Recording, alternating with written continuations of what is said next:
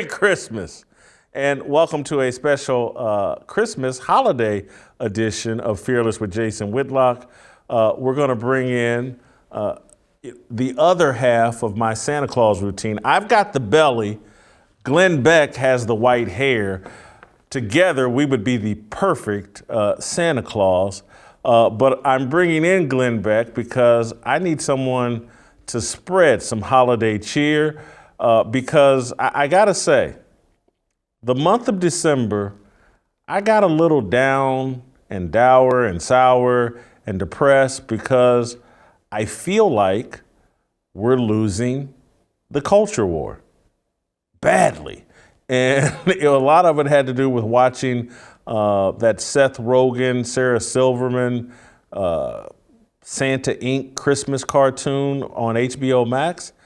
And it just depressed me. It was so profane, perverse, satanic, and it just depressed me. And so I want Glenn, obviously you guys know Glenn Beck from Blaze TV, radio and television, and written a bunch of books, including The Great Reset, Joe Biden, and the Rise of the 21st Century Fascism. I wanted Glenn Beck to come on and cheer me up and tell me why we're not losing the culture war. And so, Glenn, welcome to Fearless with Jason Whitlock. I'm honored to have you here. Well, and I hope that you can spread some cheer. That's what I'm known for, Jason, really, is my uplifting, inspiring kind of hopeful outlooks for the country. But I noticed that, I've been trying to be on your show for a long, long time. And now that you're kind of in the holidays where the ratings are down. You say, hey, let's bring the white guy on. I get it. It's because I'm white, isn't it? You bastard. Well, I think Steve Deace would have an argument with you. He's been on the show numerous times. No, he is not white. He is pasty. There is a difference. Oh, yeah, that is true. Yes. That is true. That is true. Well, look, I bring Steve on because he's probably the only guy at TheBlaze who looks worse than me and is frumpier than me. No. And so he makes me look good. Have you looked at me lately? I mean, this is horrendous. I've just turned into a blob. This is what happens when you move to the South. Gravy. Well, I think they have... Well, I don't want to offend our makeup person, but I think they do wonders with makeup in Dallas. So Glenn, you still look, you look swell to me. You look like you're about 190 pounds. Oh, yeah, that's me. In the best shape of your life. Yes. What are you, 47? Yeah. Such a good liar. So, the HBO thing, the good thing is it's just not funny. So I don't think it's going to get a lot of traction. They spent a lot of money on it. They're putting a lot of promotion. But, did you ever, have you ever seen those Christian movies that are like, and they're so bad because all they are is a vehicle? Let's get somebody and bring them to Christ in 90 minutes. Where if you're smart, you're like, let's have somebody feel something in 90 minutes and let's tell a great story. Let's open up their heart. And Christians were making these movies where I've got to have the people coming to the altar and testifying before they get their popcorn. And that makes us make really bad movies. That's what this Santa Claus thing is. This is their faith. This is their church. And they're making really bad movies. They're not used to doing this. We've been the ones doing it, and Christians are getting better at telling stories, and they're getting worse at it. We're switching places. This is their religion, and they're like, we just want to bring someone to Satan by the end of this episode. And nobody's going to watch it because it's not good. You know what? Makes you feel better, doesn't it? You're just proving my point on why I brought you on. You just made me feel 10, 15% better about it because you've made an excellent point.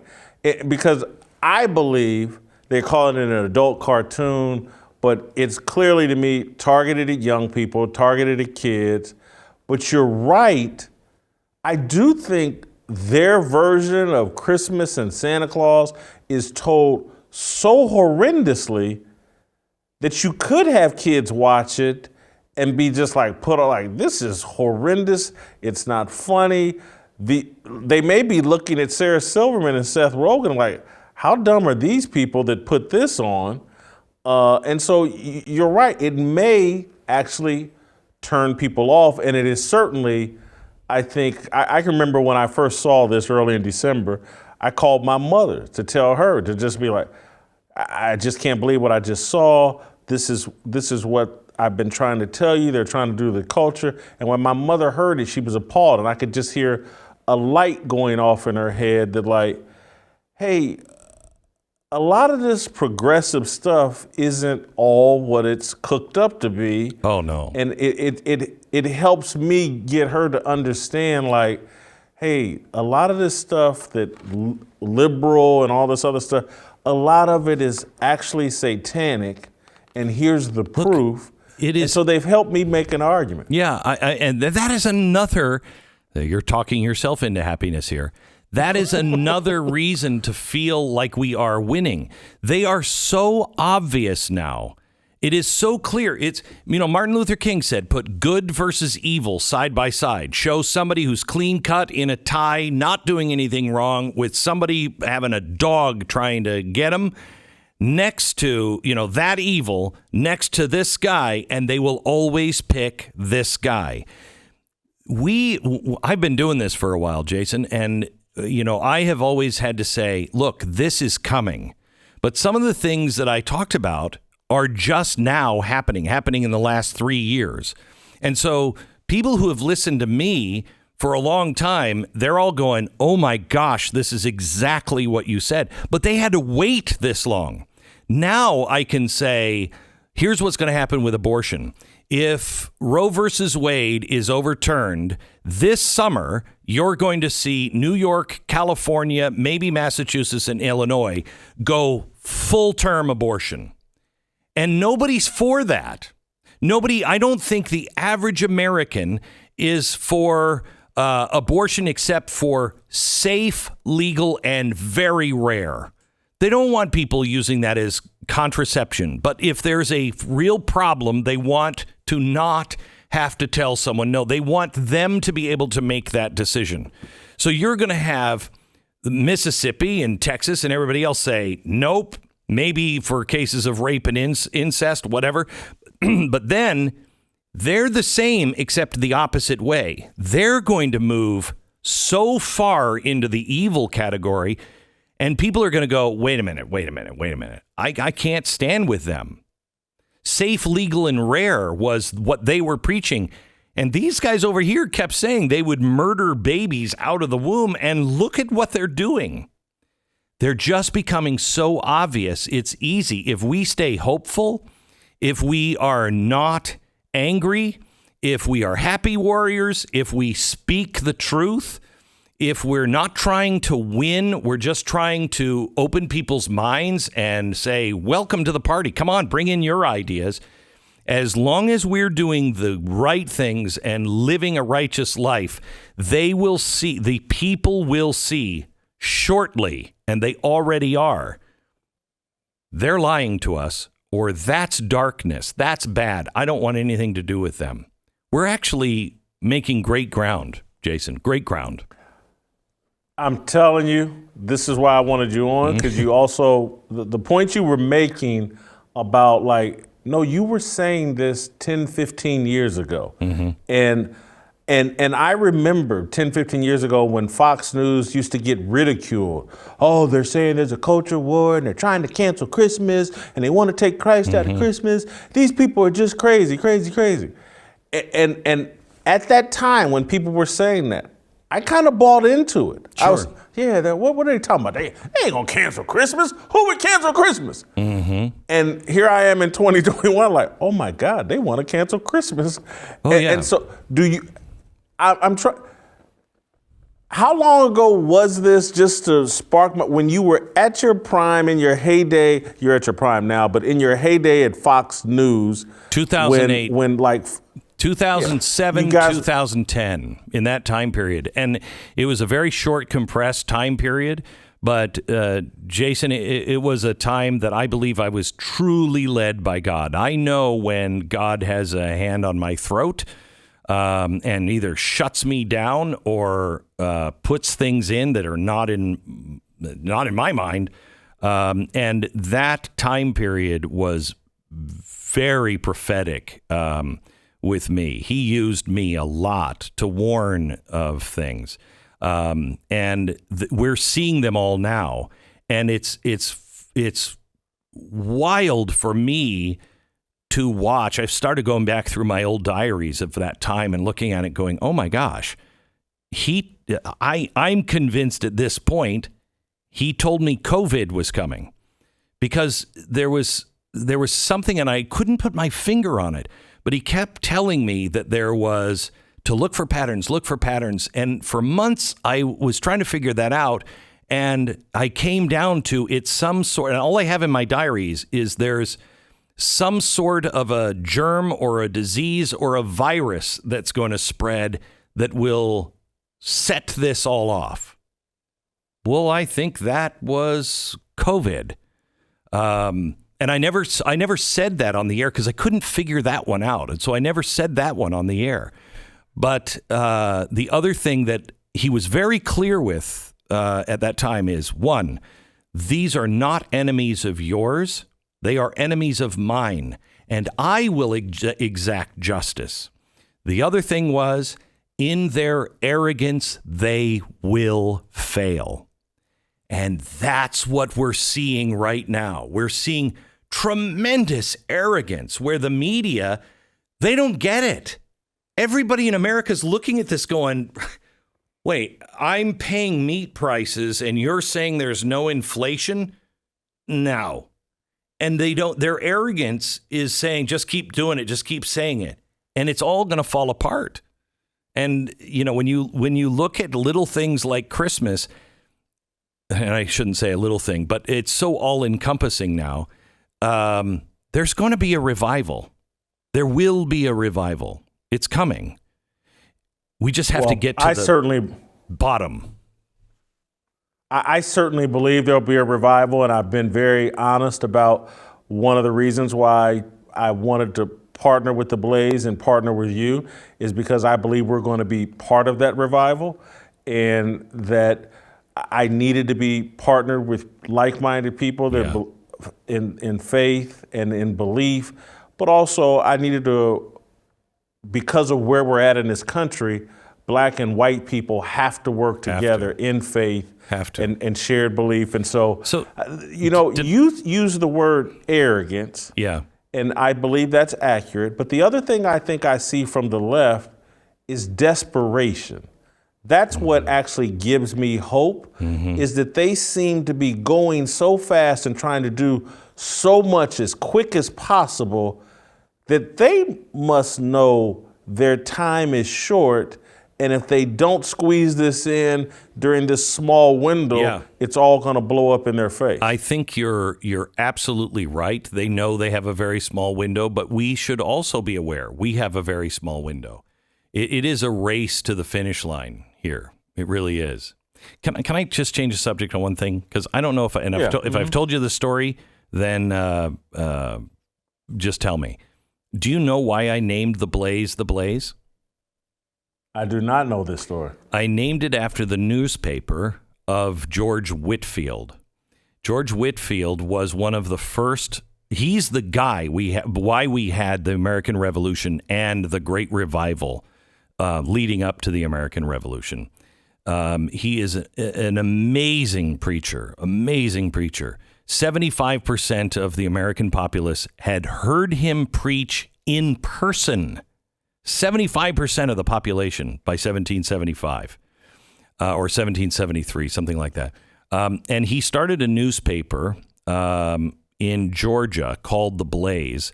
And it was the idea of TheBlaze is it's the purifying fire of God, that if you stand in the truth, that flame will not burn you down. It'll burn all imperfections. So you better have it right. It'll burn all imperfections out, but God's refining fire will never touch the truth. First time I've heard that story. I don't tell it very often. It helps me understand why I was so attracted to TheBlaze, even, well, it's pretty unconsciously. It's a great name. No, it's a great name. Yeah, thank you. And I man, you are giving me hope. Here would be my other thing, going back to what you said about the other side and the momentum that perhaps we can strike and take advantage of. Do you think conservatives, and particularly in the political class, are they getting comfortable with being the voice of the working class? Because I think if they ever get comfortable in that spot, that's where I think Christians, black Christians, working class black people are really going to be able to hear and process what conservatives and believers are actually saying. And so do you see the Republican or the conservative side getting comfortable? We're not the people of big business. We're actually the people of the working class and the voice of the working class. Are we getting more comfortable with that? So I'm perfectly comfortable with that. I've always, my view of what I believe, the reason why I believe in America is because it works for everyone, or can. When we're at our best, it will work for everybody. You just adopt a few principles, and they're all in the Bill of Rights, and you do those things and just try, and the whole world opens up for everybody. So I've always kind of been there, but I've been much more big business in the past because I believed in freedom. Hey, you have a right to build it, and if you build it and it gets big or whatever. I think big business is the problem right now. They are in bed with government, and it's who would have thought that a company, Google or Facebook or Microsoft, could ever become bigger than the United States government? But it is. Google is bigger and more powerful than the United States government. And they're in bed with the government now. So that is clearly where the Democrats are. I think the Republicans are comfortable with small businesses and the average working guy. But I have to tell you, I don't see that coming from the Republicans. I don't know what it means to be a Republican, really. What does it mean? I did an interview a couple of weeks ago with a woman, Joy Pullman, that works at the Federalist. She had written a story about a bishop in Finland who's basically being tried on criminal charges for preaching the gospel as it relates to same-sex marriage. Yeah. And she made the point that, hey, we have to at some point deal with Republican politicians and their lack of allegiance to their evangelical base, that they throw God out the window when it's time to get elected, when it's time to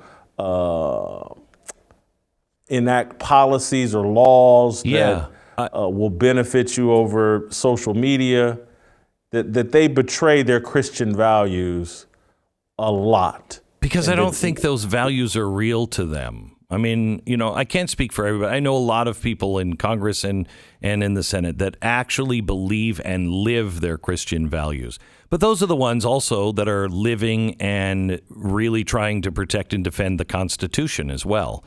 All these guys, on both sides, they tell people one thing because honestly, I think it's because they think we're stupid and they can get away with it.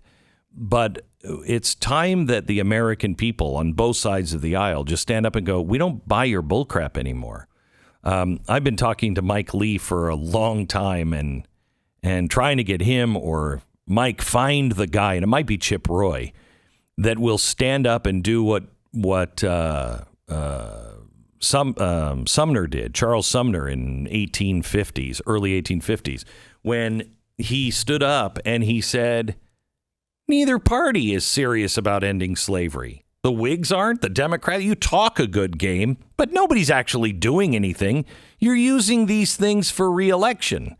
And some of us actually believe these things. And you guys are sleeping with the whore of slavery. And when he said that, it offended somebody in Congress so deeply that, and he was from the South, and he came and he beat Charles Sumner almost to death in the well of the Senate. The only reason why he didn't kill him is because he crawled underneath his desk, and the pursuer couldn't get his cane up high enough to make the swings to kill him. He came back a couple of years later and finished that speech he was giving, but that was the beginning of the Republican Party. And I'm looking for someone in Congress that actually believes this stuff, that can find 10 other people, couple of Democrats, couple of Republicans, and stand there and say, you know what? We've been talking about it. Neither one of you guys is serious about any of this. You're not serious about protecting the American worker. You're not serious about not spying on people. You're not serious about justice reform. You're not serious about any of these things. Well, we are. We are. And we're not going to play your game anymore. And I think if it is somebody who is a good, eloquent speaker, and can list the things that all Americans are feeling right now. You're out of control here, here, and here. You have no right to do these things. You're lying to us about these things. The media is part of it. And they can make a good, rational, and cogent argument. I think it would change America. And I think it's going to come sometime or another. I'm just encouraging it to happen sooner rather than later. Not to put pressure on anybody, but is there anybody you suspect might be that person? Is Josh Hawley a candidate? I don't know. I'm going to Washington after the new year, and I'm going to be talking to anyone who will listen. I've got a couple of hopefuls. All right. Listen, I know you don't follow the sports world religiously. Me? But you come to me when you want to know about sports. You come to me. Go ahead. But let me ask you this. You do recognize the name Bill Belichick? I recognize him as, I think, the owner of the Patriots. He's the head coach. He's the head Patriots. coach, which is close to the owner. Yeah, very close. Robert Kraft is the owner of the Patriots, but Bill Belichick has won 6 Super Bowls as the head coach of the New England Patriots. Yes. He's widely regarded as the greatest football coach of all time. Mm-hmm. You and Bill Belichick have something very much in common. So we one both of the most wish successful, we were Tom Brady. No. No. You're not. Bill Belichick is jealous of no one, and neither is Glenn Beck. So Tom Brady. Here he is, one of the most successful leaders in the history of sports. Mm-hmm. No one can question that. Probably the greatest coach in all of sports time. And he's got something in common with you. We had one of my contributors in studio a couple weeks ago, TJ Moe, who spent some time with the New England Patriots organization. TJ played wide receiver at the University of Missouri. You don't have to tell me that. In 2013, in 2013, TJ was with the Patriots for a time. Yeah. And he shared a story about Bill Belichick's command of history and how important history is to Bill Belichick. Really? And how he uses history to galvanize and inspire and lead his football team. He walks them through the facility and tells the players, particularly the new players that come to the organization, there'll be pictures of former Patriots on the wall, and he demands, you better know who they are, what they did here. You have to understand the history of this organization if you ever want to be a part of this organization and want to be a successful part of this organization. And he uses history a lot in leading his team, inspiring his team, educating his team. And that's what I find very powerful about you and your point of view. It is so grounded in historical knowledge all the way to the artifacts you keep at your museum. And I bring all this up because TJ Moe, we were having a private conversation, and he starts telling, not me, but others, about what Thomas Jefferson wrote in rough drafts of the Declaration of Independence. Shut up. And yes, TJ's telling this story and about how fantastic Thomas Jefferson went after that? Yeah, how Thomas Jefferson went after slavery and that only 11 of the 13 colonies would sign off on it. And I was able to say, TJ, let me stop you. I've seen the rough drafts of those documents. Glenn Beck has them. I've held them in my hands. I've read them. I can testify truthfully. Everything you're saying is 100% on the money. That is great. Where did he hear it? Where did he learn that? TJ's a very smart guy. Yeah. And I didn't ask him that. I just wanted to confirm everything that he's saying. And I was like, I seen it with my own eyes. Glenn Beck has this stuff. It's crazy, isn't it? And so your passion for history, was it just a natural passion, or was it part of your media strategy that you were going to be more historically sound than your competition? So I hated history growing up, and that's because they're not telling the stories. They're giving us dates and names to memorize, and those are meaningless. And I found a friend about 2005, 2006, David Barton, who is a great historian and great storyteller. And I had just done research on the early 20th century progressives. And I realized not only do I not know any of this, and it's really important, my audience doesn't know it. And so I started really being fascinated by learning about history in all aspects. And David helped fill in the gaps in the early American Revolution. And after that, it just became just a total passion. And I wish I knew how to use it better than I do. I mean, in some ways, I feel like I should just be doing a history show. But I don't know, I don't know how to do it in a way that would get out to the mass. And we're so busy collecting right now that that is a little daunting. Well, I think you do a masterful job. I think it's necessary. I think there's a reason why the New York Times and the left are trying to pervert history, rewrite history. Oh, yeah. And it's a tool they're trying to convince us that America is a failure and was destined to be a failure because the founding fathers were these evil people and the founding documents must be tossed out and we need a whole new Constitution and Bill of Rights because this all hasn't worked. And it's all through a perverse telling of history. And that's why I'm glad you're passionate about history, because you can set the record straight. Well, I would like to invite you down because we are getting I think I told you last time we were here, the largest collection of Pilgrim and Jamestown artifacts in the world. We were bidding against the Smithsonian. Fortunately for us, the guy who was selling it, we talked to, and we're like, you don't really want that to go to the Smithsonian, do you? And so we got the collection. But you're a guy who should know all of it. I mean, we have slave documents from the 1500s here in America with the Spaniards.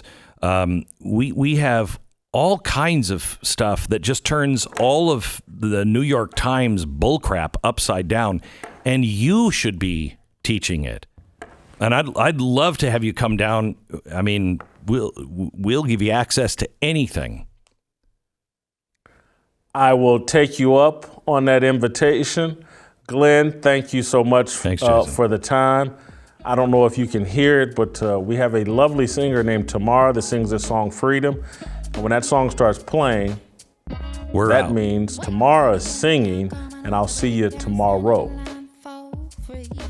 Looking for a breakout, feeling like a standoff, nothing in life like freedom. Came like a fighter, striking like a ladder, making all these moves for freedom. I want freedom. No negotiation, my sister, no relation. We all just wanna have freedom. Sitting on the corner, never been alone. I'm breaking my back for freedom. Blessed, we are living, get back. We are receiving, no deceiving. We all wanna be free. We want freedom. I wanna be. I wanna be.